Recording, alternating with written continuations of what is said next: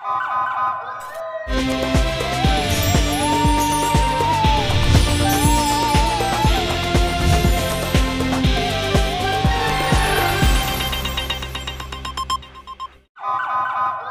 पहले नजर डालते हैं अब तक की बुलेटिन। हाफिजाबाद से खबर शामिल करते हैं। एहसास कफालत प्रोग्राम के तहत मुस्तहिक खवातीन को मिलने वाला 14,000 इमदादी पैकेज मिलना शुरू हो गया। कस्सों की रोड पर बनाए गए इमदादी सेंटर पर खवातीन का बच्चों समेत कोई पुरसान हाल नहीं।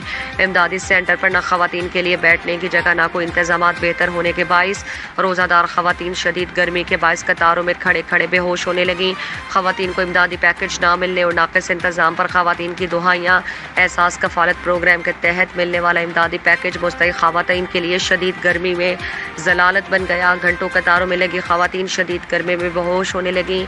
सेंटर पर इमदादी रकूम की वेरिफिकेशन के लिए वाहिद डिवाइस होने की वजह से खवातीन को रकम वसूल होना ख्वाब बन गया। खवातीन का कहना है कि घंटों घंटों सिस्टम बंद रहने लगा। रोज़ाना हज़ारों खवातीन को इमदादी रकम का मैसेज मौसूल होता है, पर दिन में चंद ही खवातीन इस इमदादी पैकेज से मुस्तफ़ीद होती हैं।